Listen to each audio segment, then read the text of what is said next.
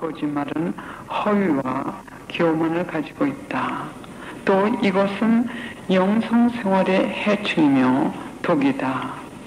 이런 영을 가진 이들을 피하여라. 이 영성생활이라는 것이 우리에게서 끝나는 게 아닙니다. 우리 가족들에게 퍼져요. 지난번에도 제가 여기서 말씀드린 것 같은데, 담배를 우리가 피지 않는다 하더라도 담배를 피우는 사람이 주위에 있을 것 같으면 그 담배 연기가 몸에 뺍니다. 제일 먼저는 그 담배 연기가 아주 싫습니다. 냄새가요. 그러나 얼마 있을 것 같으면 무뎌지게 됩니다. 그 다음엔 괜찮게 됩니다. 그 다음엔 자기도 또 담배를 필 수 있습니다. 유혹이 우리를 유혹할 때는 이렇습니다. 그래서 위에 이 어른들이 어떤 영성 생활을 하느냐에 따라 가지고 그 아이들이 은연중에 다 물들게 돼요. 그래서 지난번에 제가 불정결에 대한 그 이해를 갖다 여기서 드린 것 같습니다. 왜 여기서 제가 마서 하도 여러 군데 다니기 때문에 어디서 무슨 얘기를 했는지 잘 기억이 안 나지만 되풀이해도 그걸 통해 가지고 역사하실 겁니다. 우리 기도에 조금 애가 있어요. 걔가 한 4살 땐가 3살 때요. 제 손녀인데요. 걔가 4살 땐가 3살 때 아이들하고 노는데 자기 동네에 있는 자기 친구를 불러가지고 제 집에서 노는데 그 친구가 자꾸 울더랍니다. 울기 때문에 자기 엄마가 보고, 그 다음에 이제 걔가 간 다음에 그 자기 딸한테, 그러니까 제 손녀한테 그 엄마가 물어봤대요. 제 딸이 물어봤대요. 왜 네 친구가 이렇게 울었니? 그랬더니 걔가 하는 얘기가 뭐냐면, 제 그 손녀 이름이 프랜시스인데, 우리가 이렇게 한창 놀고 있는데 걔가 거짓말을 했기 때문에, 그래서 저 제대에 계신 예수님한테 가서 잘못했다고 용서를 빌라고 하니까는 가서 용서를 빌지 않고 그랬더니 걔가 이렇게 울었다고요. 그러면 이 프랜시스는 이미 거짓말이 나쁘다는 걸 압니다.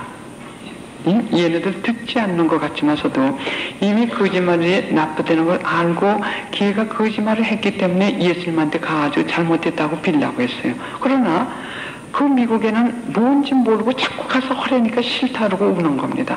그러면서 지금 계속 어떻게 자랐냐면 이 프랜시스는 우리 기도 애들들 거의 다 그렇습니다. 걔네들이 친구를 사귈 때 이 프랜시스가 또 다른 애를 아주 가까이 지냈는데 같은 동네에서 아주 참 생일도 같은 날이고 해가지고 한 5, 6년 지금 지냈는데 느닷없이 작년부터 잘 안 놀라 그러더래요. 그래서 걔가 속이 깊어가지고 얘기를 안 합니다.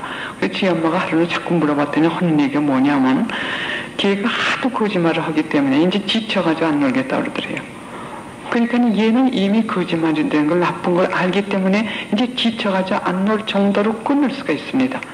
얘네들은 이 메주거리에 제 부모들이 갔다 온다면은 메주거리에서 가족 기도를 하라고 성모님께서 말씀하신 이유도 가족이 전체적으로 회개시키기 위해서 같이 가족 기도를 하라고 하신 겁니다. 그래서 다 우리 가족 기도 해오고 있고 걔네들 나름대로 단식하고 고백성사 한 달에 적어도 한 달에 한 번씩 하고 꼬마들은 제 언니들이 또 이 성치 앞에 가지고 또 시키고 또 일주일에 한 번씩 저희들끼리 또 기도회 하고 한 달에 한 번씩은 엄마 아빠 가족들 다 모여서 하기 때문에 하나님께서 또 성모님께서 계속 걔네들까지 계속 회개를 시키시는 겁니다. 그렇지 않고 그냥 들 것 같으면은 얘네들이 거짓말의 영으로 자랄 것 같으면 어떻게 됩니까? 거짓말 영 하나만 들어옵니까? 미움의 영 들어오죠. 격정의 영 들어오죠. 성냄의 영 들어오죠. 그러니까 이 죄의 많은 영들이 그 영혼 안으로 들어가는 겁니다. 그 아이들의 영혼 안에. 그 다음에 가서는 부모들이 이제 티네이저라고 그러는 10대가 된 다음에 그 아이들을 버릇을 고치려면 그 아이들이 도리어 반발합니다. 반발하고 어머니 아버지가 아무리 바른 얘기를 한다 하더라도 반발을 하게 되기 때문에 그 아이들을 우리가 도와줄 수가 없어요. 그렇기 때문에 이 가정에서 전체적으로 가족 기도 또는 가족 이 성화나 회개가 얼마나 필요한지 모릅니다. 그렇기 때문에 성모님께서 매주거리를 통해 가지고 계속 하시는 말씀이 가족 기도를 활성화시키라고 하십니다. 그래서 아까도 말씀드렸듯이 저는 이 매주월이 간 다음에 제모제도 회개가 뭔지도 모르고 또 가족 기도를 하라고 하시니까는 우리가 오래전부터 시작을 했어요. 그냥 묵주부터 들고 시작을 했습니다. 또 묵주만 들고 시작을 할 것 같으면 아이들이 개념이 성모님이 위로 가시고 하나님이 밑으로 갈 것 같으면 큰일 납니다. 그래서 항상 성모님은 우리 인간과 하나님 사이에서 우리를 하나님께 모시고 간다는 그걸 걔네들에게 주입시키기 위해서 항상 우리는 기도에 먼저 시작할 때 하나님께 찬미 드리고 영광 드리고 또 꼬마들을 드리고 시작할 때는 아까 그 할렐루야 그 성가로 찬미 드린 다음에 그 다음에 묵주를 합니다. 그리고 한 달에 한 번씩 걔네들을 총 거의 비슷할 정도로 이렇게 양심 성찰을 시키고요. 그러니까는 아이들이 자라면서 큰 죄를 여기다 집어넣을 사이가 없어요. 계속 고백성서 자주 하고 하기 때문에. 그러니까는 애들들이 기도를 그렇게 하기 때문에 공부를 못하냐 하면 그것도 아닙니다. 이 동양 애들들이지만 다 각각 우리 기도의 아이들들이 다 각각 다른 학교에 들어가는데 각가지 상들을 다 타와요. 공부만 잘하는 것이 아니라 뭐 한 8살, 9살 된 애는 이 단어 실력이 최고라고 해가지고 이 시를 썼는데 그 카운티에서 1등으로 뽑혀오고 말이죠. 다른 애들은 메이 퀸으로 뽑히고 공부만 잘하는 것이 아니라 각가지 상들을 다 타옵니다. 그래서 이 아이들이 공부하는 게 좀 수월해요. 왜? 회개하면서 성모님이나 예수님이나 이 천상의 군대들하고 같이 하기 때문에 이 기도고 아니죠. 이 공부하는 것도 아주 쉽습니다. 보통 자기들끼리만 하는 것보다도 쉬워요. 지난번에 무슨 말씀드렸는지 모르지만 못 들으신 분들을 위해서 또 너무 지금 이 아이들 교육 문제 때문에 신경들을 많이 쓰시고 계시기 때문에 제가 제 체험담을 좀 말씀드리겠습니다. 제 큰딸이 UCLA를 나왔는데 UCLA 졸업할 때 그때 제가 노스롭에서 일을 하고 있었기 때문에 걔가 기계공학을 했어요. 그래서 그 일하는 그 회사에 좋은 그 직장이 있기 때문에 면접을 하러 오라고 제가 여간 이렇게 만들어줬습니다. 근데 그날 아주 큰 시험이 있었어요. 졸업시험 비슷한 큰 시험이 그 이튿날이요. 그래서 그날 면접을 올 것 같으면 그 이튿날 있을 큰 그 시험에 떨어질 것 같으면은 뭔가 아마 큰 피해가 오는 것 같아요. 그동안 해온 게. 그래서 제가 그래 어떻게 하면 좋으냐고 그 딸이 굉장히 그 고민을 하고 있어요. 그래서 제가 그랬습니다. 걱정하지 말라고. 내가 할 수 있는 만큼 한다면 하나님이나 성모님께서 너를 도와줄 수 있는 기회를 좀 드리라고 그랬습니다. 너 혼자 다 하려고 하지 말고 하나님이나 성모님이 널 좀 도와주실 수 있는 기회를 좀 드리라고 했어요. 그래서 네가 최선의 노력을 한 다음에 그 다음에 와서 면접 그냥 하고 시험은 네가 다 못할 것 같으면 성모님이나 예수님께 부탁드리면 되지 않니? 네가 게을러서 공부를 안 하는 것도 아니고 네가 최선을 다 했기 때문에 그렇게 하면 되지 않니? 그랬더니 말을 또 잘 들어야지 큰딸은. 그렇게 했는데 직장도 아주 좋은 게 됐고 또 시험을 봤는데 아주 시험 점수가 너무 딴 때보다도 월등하게 잘 나왔답니다. 그래서 그런 식으로 이 공부를 해도 또 같이 하고 또 시험을 보러 갈 때도 얘들 그냥 하지 않습니다. 얘들이 얘기하는데 예수님 앞에 가세요. 앞에 가셔가지고요. 시험 문제 뭔지 다 하셔가지고 준비하세요. 그래가지고 나에게 시험 볼 때 예수님 같이 해주세요. 항상 자기네들이 그렇게 하면서 자기네들 자기 체험담들을 그렇게 얘기를 합니다. 이것이 생활화가 됐어요. 그러니까는 얘네들이 스트레스가 해소가 됩니다. 혼자 이거 하느라고 내가 이거 시험 떨어지면 우리 부모님 낙심시키고 시험 떨어지는 것만으로 자기의 이 심중에 상처가 큰데 옆에 사람들이 한마디 하는 것이 다 상처로 들어갑니다. 그러나 우리 아이들은 그렇게 한 다음에 잘 못할 것 같으면 잘 나오지 않았을 것 같으면 실망하면 우리가 뭐라 하냐면 너희들은 최선의 노력을 했고 그리고 점수가 그렇게 나왔으면 그걸 하나님께서 허락하신 거니까는 너무 허락하신 거니까 그대로 받아들이면 되지 않느냐. 또 그렇게 하니까 이 스트레스가 많은데 해소들이 돼요. 또 그 꼬마 우리 프랜시스 걔나 참 재밌습니다. 왜냐하면 하느님하고 너무 가깝게 생활이 보통 그렇게 되기 때문에 걔 말 한마디가 어떤 때 제가 깜짝 놀라고 이건 성령의 힘이 아닐 것 같으면 그렇게 저런 얘기가 나올 수 없다고 그럴 정도로 우리 기도 애들이 다 그렇습니다. 그러나 저는 손녀하고 대화가 있으니까는 자주 제 손녀에 대한 얘기를 하죠. 근데 걔가 자기 엄마는 아둥거려요. 얘가 1등 해야 되고 뭐 공부 잘해야 돼. 그래 저는 제 딸한테 그랬죠. 그건 네 욕을 채우는 거라고요. 하나님께서 바라시는 게 아니라 그건 네 욕을 채우기 위해서 네 딸이 100점 받고 그런 걸 원하지. 그건 너무 이렇게 억압하지 말라고요.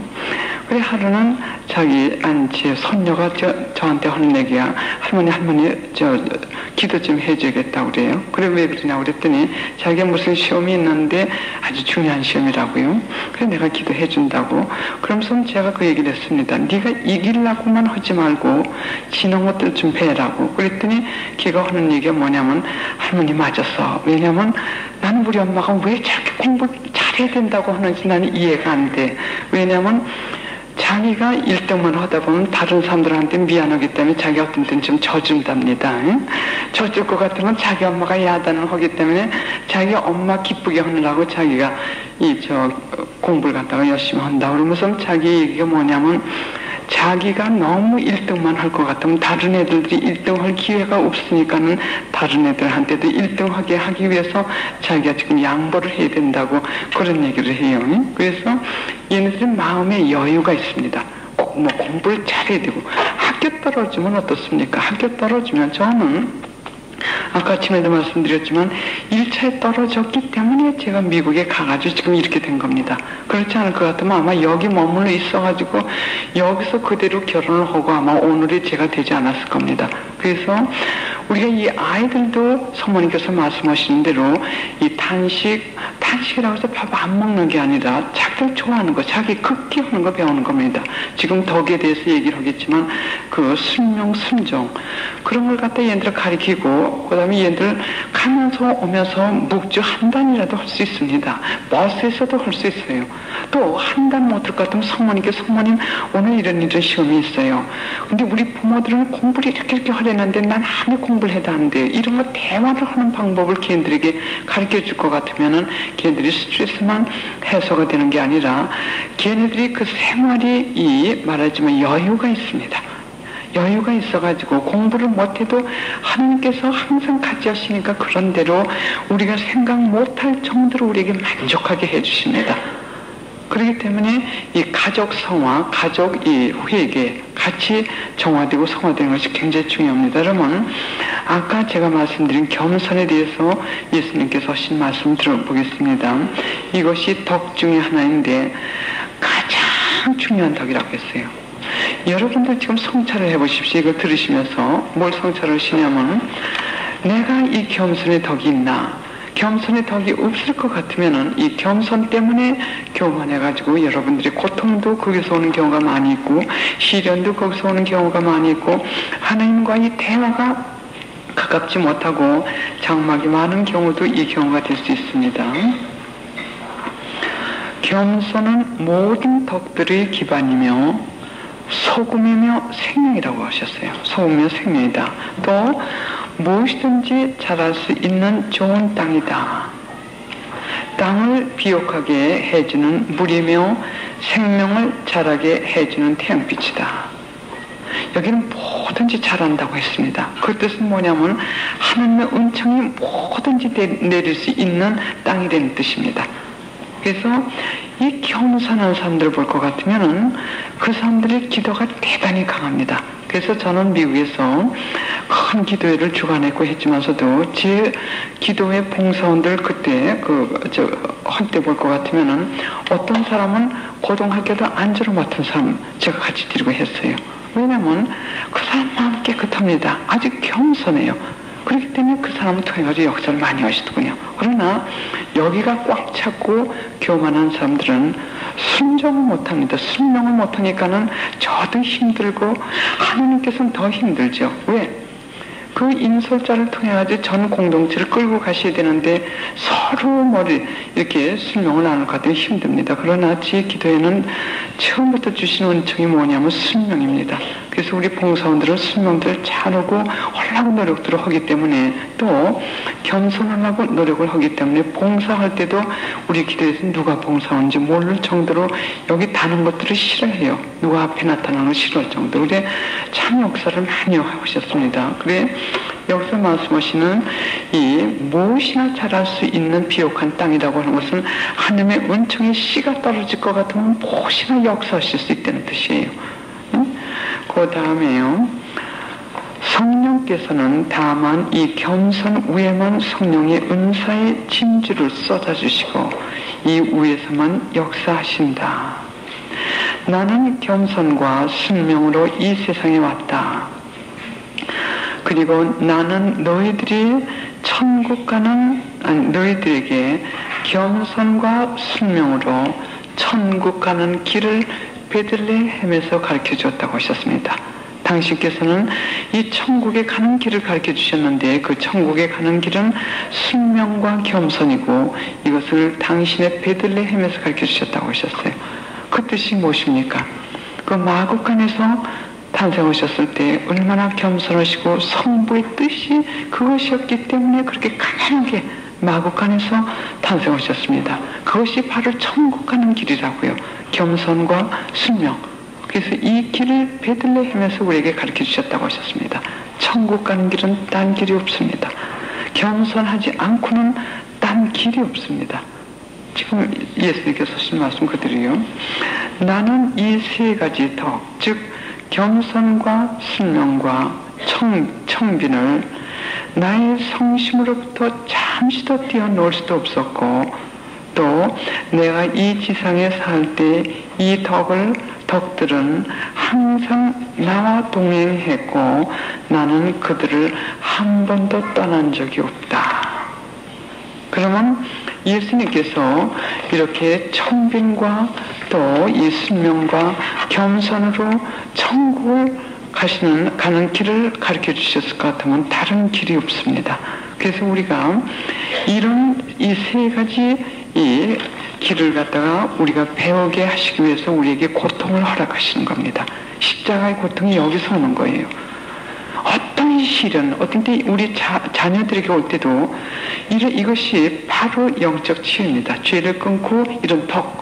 그래서 삼공방으로 올라가시는 분들, 삼공방에 계시는 분들은 이 덕의 수련을 하셔야 돼요. 그래서 이 겸손 지금 여러분들 듣기만 해도 아름답죠. 응? 듣기만 해도 아름답습니다. 그러면 이것을 사는 사람들은 얼마나 아름답겠습니까? 이것이 있을 때는 마음이 그렇게 평안할 수가 없어요. 왜? 아무것도 바라는 게 없으니까 다 털어내놓고 다 주님께서 원하신 대로 내 의지, 내 고집, 내 생각, 내 또 판단 다 주님께 내드렸기 때문에 내가 바라는 게 없기 때문에 그렇게 변할 수가 없습니다. 그래서 덕이라고 하는 것은 이렇게 듣기만 해도 편해요. 그런데 죄라는 걸 갖다 읽기만 해도 필요합니다. 그러면 죄 속에서 사는 사람들은 얼마나 우리가 필요합니까? 그 죄에 대한 거예요. 이 책에도 나오지만 격정, 분노, 중상, 미움 이런 거에 대해서 한창 읽을 것 같으면 그 듣는 데만 해도 아주 정확함을 느껴요. 그러나 이 덕은 그와 반대로 우리가 이렇게 듣기만 해도 참 천상의 어떤 가랑비가 내리듯이 우리에게 참 그 마음의 평안을 줍니다. 그 다음에 통회 또는 참회, 통회, 참회 이것이 얼마나 중요한지 예수님께서 하신 말씀을 들어보겠습니다. 우리가 고백성사를 볼 때나 용서를 청할 때 세 가지가 꼭 필요하다고 하셨습니다. 첫째는 우리가 통해야 된다고 하셨습니다. 그래서 이 통해가 뭔지 우리 지금 좀 들어보겠습니다. 통해, 그 다음에는 우리가 용서를 청해야 된다고 하셨습니다. 용서를 청하지 않는 죄는 용서를 안 해주신다고 하셨어요. 용서를 청하고 그 다음에 다시는 똑같은 죄를 짓지 않겠다는 결심, 우리가 또 쓰러집니다. 그렇기 때문에 고백성사를 세워주시고 예수님께서 올라가셨어요. 그래서 우리가 또 쓰러지더라도 똑같은 죄를 짓지 않겠다고 결심이 필요합니다. 그러면 이 참회에 대해서 우리가 예수님께서 하신 말씀을 좀 들어보겠습니다. 참회는 오직 하나님께 대한 순수한 사랑을 가지고 자기 죄 때문에 하나님의 마음을 아프게 해드린 데 대한 영혼 깊은 속에서 우러나오는 아픔이라고 하셨습니다. 영혼 깊은 데서 우러나오는 아픔인데 그 아픔은 오직 하나님을 사랑해드리는 그 순수한 사랑을 가지고 또 우리 죄 때문에 고통을 당하신 그 하나님을 생각할 때 우리가 느끼는 이 아픔, 물론 느낌이 아니더라도 좋습니다. 우리가 느끼지 않는다 하더라도 이것은 참회는 의지입니다. 의지. 내가 이렇게 정말 하나님을 아프게 해드렸구나. 다시 이렇게 하지 말아야겠다는 의지이기 때문에 감정의 느낌이 없어도 괜찮습니다. 그러나 중요한 것은 하나님께 대한 사랑, 순수한 사랑을 가지고 내 죄 때문에 그분이 아파하신, 고통을 당하신 그것을 아파하는 마음. 참회는 일순간에 정화돼 가지고 나의 원수가 천상의 상속자가 된다고 하셨어요. 참회라는 것이 이렇게 큰 은총을 주십니다. 참회는 일순간에 정화되어 나의 원수가 천상의 상속자가 된다. 이 뜻은 뭐냐면 우리가 참회를 할 때는 우리가 지은 죄를 이 불의 고통만 없애주시는 것이 아니라 이름의 고통만 없애주시는 것이 아니라 불의 고통까지 다 싹 없애주신다는 뜻입니다. 그래서 저는 가끔 다른 데 가서도 얘기하지만 예수님께서 그 우도에게 하신 말씀이 기억나시죠? 우도에게 너는 지금 바로 나와 함께 천국에 간다고 말씀하셨습니다. 그래서 저는 교리상으로 이게 조금 이해가 안 됐었어요. 왜냐하면 교리상으로 우리가 죄를 범했을 때는 그 죄의 보석을 해야 됩니다.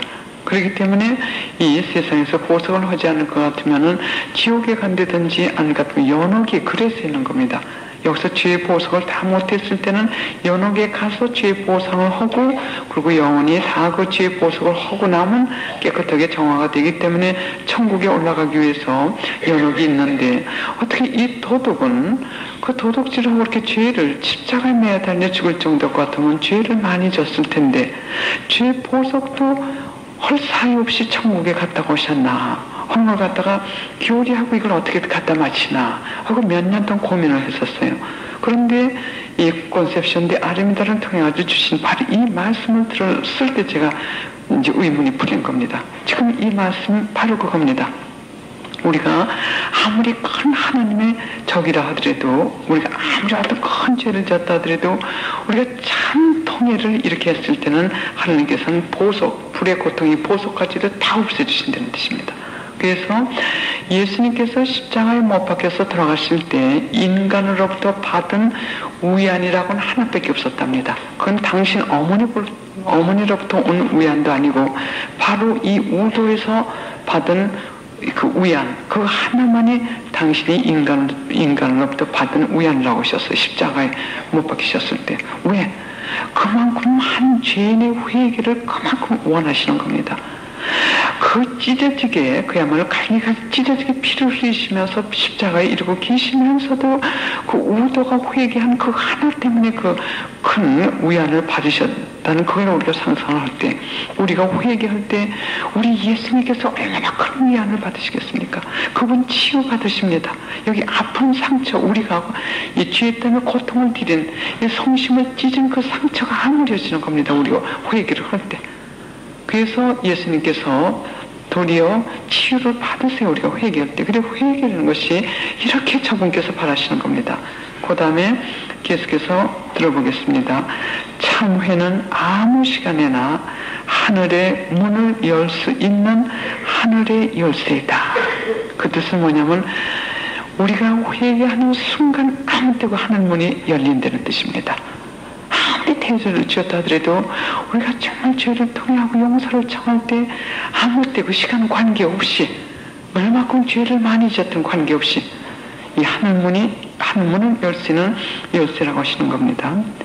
하나님의 정의의 열쇠도 이 참에는 하나님의 정의의 쇠사슬도 붙습니다. 하나님이 정의로우실 때는 벌을 주시죠. 그 벌도 없앨 수 있다는 뜻입니다. 그래서 하나님께서는 이만큼 우리 마음의 회개를 바라시는 겁니다. 딴 거 바라시는 게 아니에요. 회개요.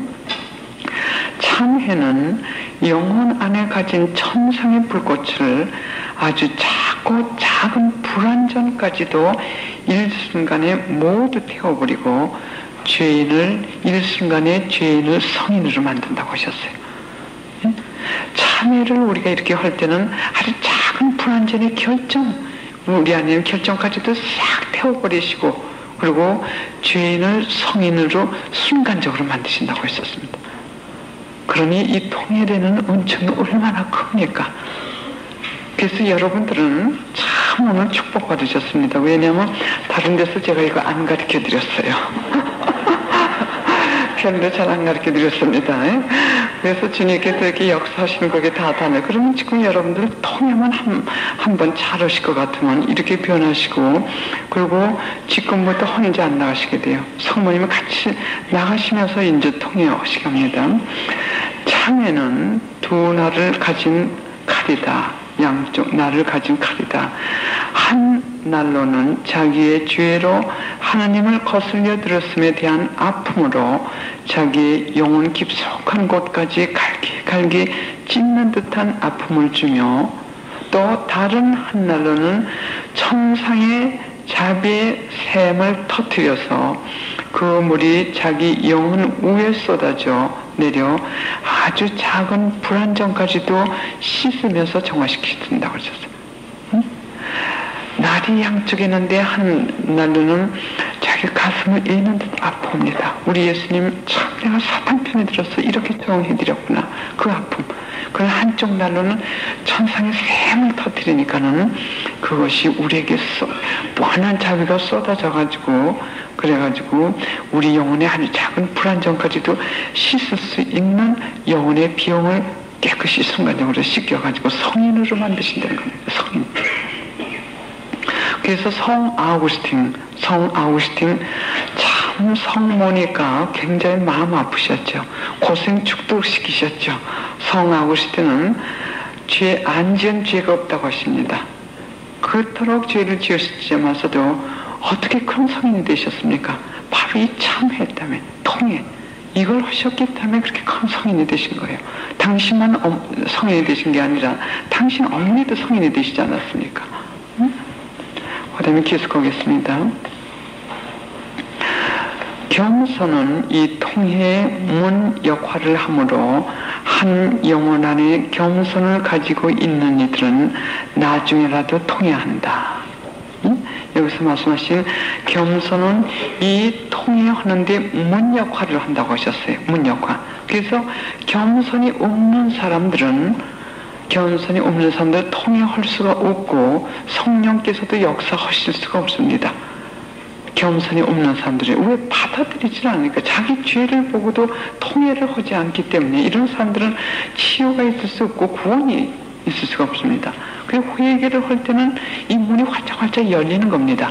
회개를 할 때는 자기 죄를 시인하기 때문에 고백서에 들어가서도 누가 이렇게 잘못했기 때문에 내가 할 수 없이 이런 죄를 졌습니다. 이런 고백이 안 나옵니다.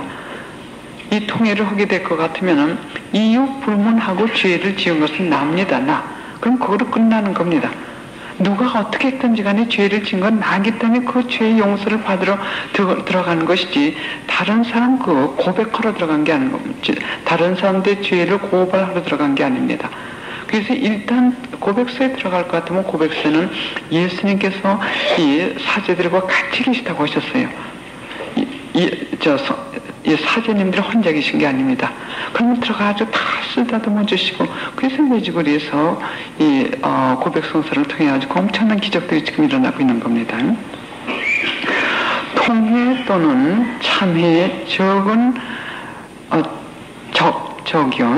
통해 또는 참회의 적은 미지근함과 교만이다. 이거 잘 들어주세요. 여기 해당하는 분들이 많을 겁니다. 제 경험으로 봐서요. 통해 또는 참회의 적은 미지근함과 교만이다. 자기는 신앙생활을 잘하고 있어서 통해가 필요 없다고 생각하는 이들은 통해하기를 거부하여 성령께서 주시는 은총을 안 받아들인다. 열심하다고 생각하는 신자들, 성직자들, 수도자들도 이 독의 어두움으로 세상에 덮여 있다. 나는 이런 영혼들을 아주 싫어한다. 차디찬 영혼들은 오히려 작은 은총 하나로 통해할 수 있는 경우가 많다. 그렇죠? 우리는 신앙생활을 잘하고 있기 때문에 나는 통해가 필요 없어. 또는 미지근한 사람들. 저도 그랬죠. 저도 그래서 나는 회개라고 하는 것은 나하고 관계가 없다고 이렇게 생각을 했습니다. 그 다음에 인내에 대해서 말씀드리겠습니다. 역시 예수님의 말씀인데 인내는 세 가지 단계가 있다고 말씀하셨어요. 인내는 이것도 덕입니다. 이 인내의 덕에서 나오는 은총도 역시 엄청나고 너무 크고 또 이런 덕을 잘 실천할 때는 이 천상의 모든 물건을 살 수 있는 그런 가치를 가진 돈이라고 하셨어요. 이 덕을 잘 실천하실 때는요. 그럼 인내에 대해서 세 가지 말씀드리겠습니다. 첫째, 가장 기본적인 가장 쉽고 맨 밑에 있는 인내는 이웃에 대한 인내라고 합니다. 우리가 생각할 때는 이웃에 대한 인내가 제일 어려운 것 같죠. 그렇죠? 옆에 사람들이 뭐 기분 나쁜 얘기를 한다든지 내 마음에 들지 않는다든지 할 때 이게 제일 어려운 것 같지만서도 예수님께서는 이것이 제일 쉬운 거라고 하셨어요. 제일 쉽고 제일 기본적인 거라고 하셨습니다. 그 다음에 두 번째 인내는 더 어려운 것은 자기에 대한 인내라고 하셨습니다. 그것이 제일 어렵습니다. 자기에 대한 인내요. 왜냐하면 하나의 예로 어떤 악습이 있다고 생각을 합니다. 아닐 것 같으면은 예수님의 뜻은 이렇게 죄를 짓지 말고 이렇게 가라고 하는데 내 자신이 자꾸 딴들이 비틀어 나갑니다. 하나의 예로 남에 대한 험담을 하지 말라고 하셨는데 남에 대한 험담을 안 할래도 자꾸 입에서 나옵니다. 이걸 고치려도 안 됩니다. 그렇기 때문에 많은 분들이 아예 포기를 해버립니다. 그래서 예수님께서 우리 자신에 대한 인내라고 하시는 건 뭐냐면 이런 악습을 끊는데 꾸준히 인내를 가지라고 하시는 겁니다. 이것을 끊을 때까지 좌절하지 말고 쓰러져도 또 일어나서 인내하고 또 계속 고치라고 하시는 겁니다. 그래서 성녀대들에서는 가장 자기와의 큰 적이 자기 자신이라고 했습니다. 그렇죠. 천당 좋은 거 아니죠. 죄 안 지면 축복받는 거 압니다. 그러나 내 자신의 말을 듣지 않아요. 내 자신이 말을 듣지 않기 때문에 그게 나쁜 걸 알면서도 죄를 우리가 범하게 되는 겁니다. 그 다음에 세 번째 단계 인내는 하나님께